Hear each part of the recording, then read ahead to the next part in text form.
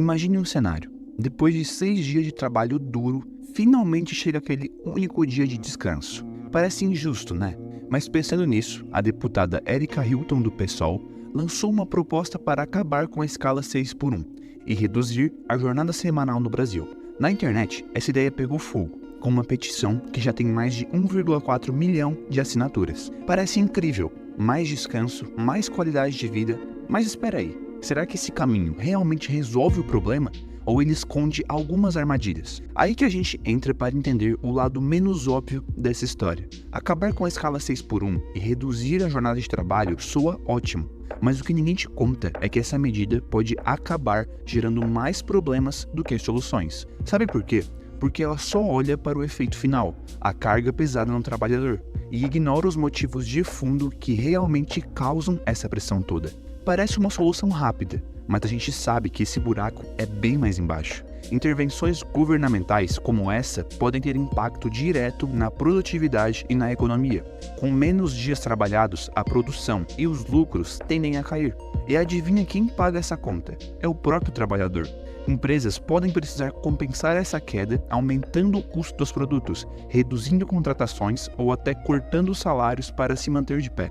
A verdade é que, no fim, essa medida populista pode até deixar o trabalhador mais pobre e com menos oportunidades. Porque o problema principal não está em trabalhar 6 dias por semana, mas nas barreiras criadas por um sistema engessado, a própria CLT. Ela coloca um monte de restrições que tiram a liberdade de negociação entre empregador e empregado. Se as pessoas pudessem definir suas próprias condições de trabalho, muita coisa mudaria para melhor.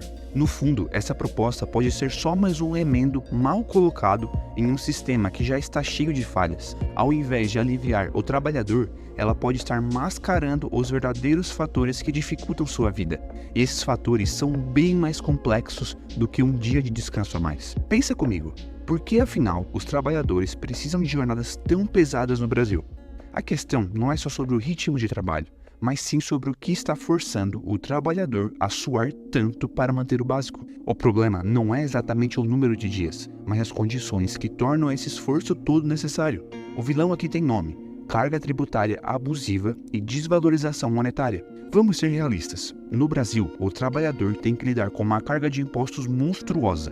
É imposto sobre o salário, sobre o consumo, sobre a propriedade, é praticamente impossível escapar. Além disso, a gente enfrenta uma inflação persistente que só aumenta com a impressão desenfreada de dinheiro. Esses dois fatores combinados reduzem o poder de compra de cada real no bolso do trabalhador, que precisa se matar de trabalhar só para manter o básico no fim do mês.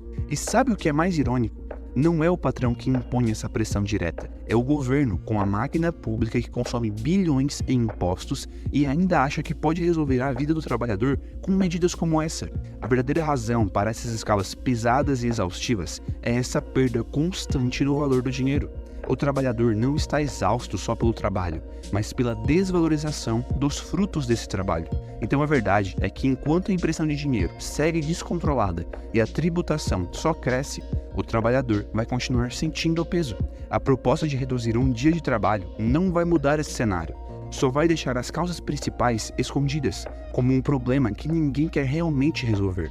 Para entender o porquê da precarização do trabalho hoje, precisamos voltar um pouco no tempo. Em 1971, quando o dólar foi desvinculado do ouro, o cenário econômico mundial começou a mudar drasticamente.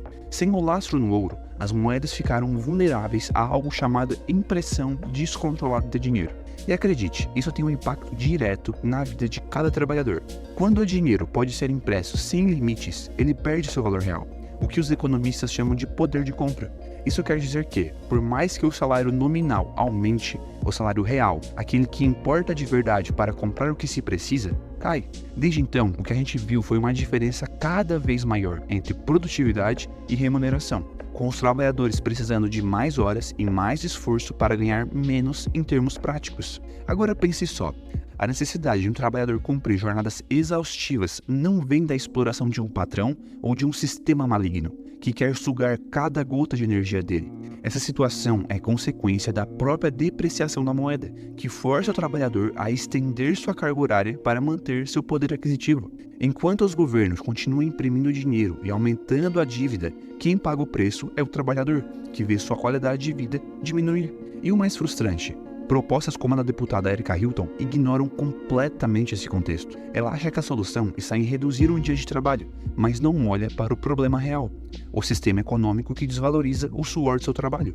Então será que um dia de descanso a mais resolve ou apenas tapa o sol com a peneira?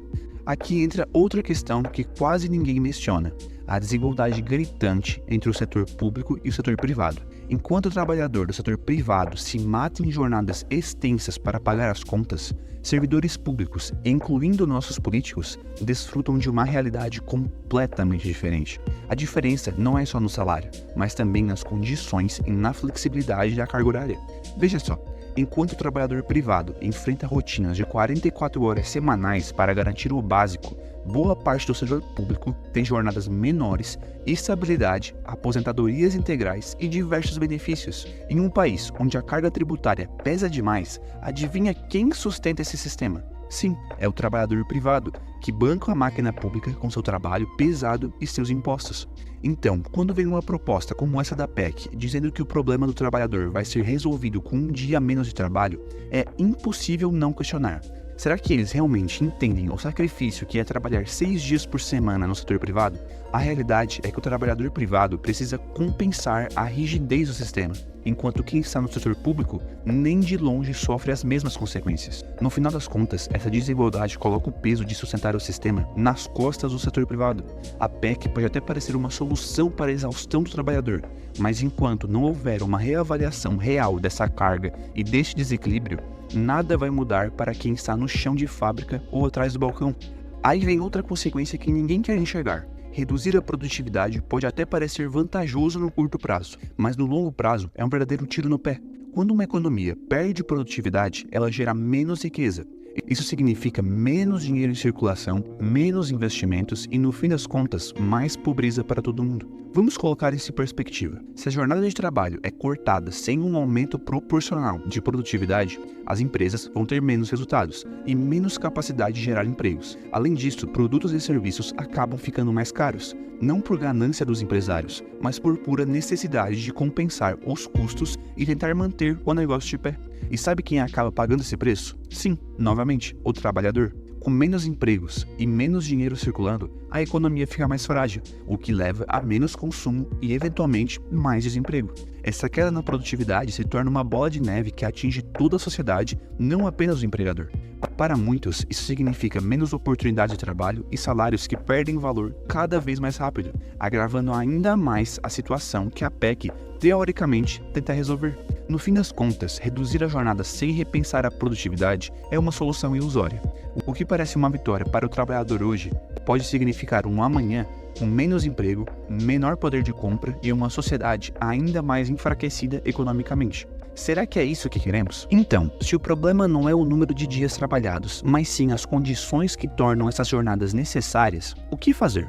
A resposta não está em mais intervenções, mas em mais liberdade para quem gera e para quem busca emprego. Imagine um sistema onde empregador e empregado podem negociar diretamente as condições de trabalho, sem uma legislação engessada como a CLT, que dificulta esse acordo e aumenta os custos para ambas as partes. No atual sistema, a CLT impõe uma série de regras que no final tiram a flexibilidade e tornam o trabalho mais caro e difícil de manter. É um custo que nem o empregador, nem o empregado querem pagar, mas são obrigados. E no final das contas, quem perde mais? O próprio trabalhador, que vê menos oportunidades de emprego, menores salários e menos autonomia sobre sua própria jornada. A verdadeira independência financeira também depende de poder fugir do peso de uma moeda desvalorizada, investindo em alternativas que protejam o poder de compra, como as criptomoedas, ou se capacitando para atividades de trabalho autônomo. Mais liberdade para negociar e mais controle sobre o seu próprio dinheiro são as chaves para um futuro em que o trabalhador não precisa de medidas paliativas, como essa PEC, para conquistar uma vida melhor. O que o trabalhador realmente precisa é de um ambiente econômico onde ele possa negociar suas condições e ser recompensado pelo valor do próprio trabalho. Não é menos trabalho que vai trazer mais dignidade, mas mais liberdade para trabalhar e receber de acordo com o seu valor real.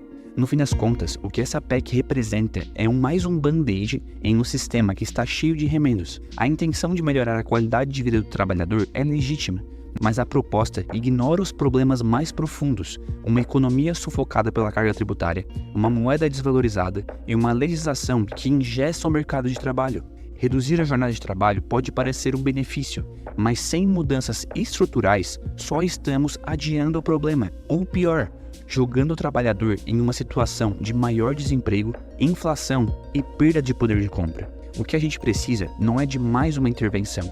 A verdadeira solução está em transformar o sistema, dar mais liberdade de negociação, reduzir o peso do governo na economia e investir em alternativas que protejam o trabalhador das crises econômicas que vêm e vão. É sobre dar poder para quem trabalha e para quem emprega, deixando que o valor real de cada hora de trabalho seja determinado pelo mercado e não por imposições governamentais. Então, será que o fim da escala 6x1 realmente ajuda o trabalhador? Ou será que é só mais uma tentativa de esconder as verdadeiras causas da precarização do trabalho? A escolha é sua. Ou seguimos colocando remendos em um sistema quebrado, ou buscamos alternativas que realmente façam a diferença no dia a dia de quem rala para sustentar o país. Se você quiser aprender mais sobre o Bitcoin e se libertar das amarras do Estado, acesse o link na descrição. Se quiser aprender de forma totalmente gratuita, clica no vídeo que está aparecendo agora na tela. Eu sou José e esse é o Arca.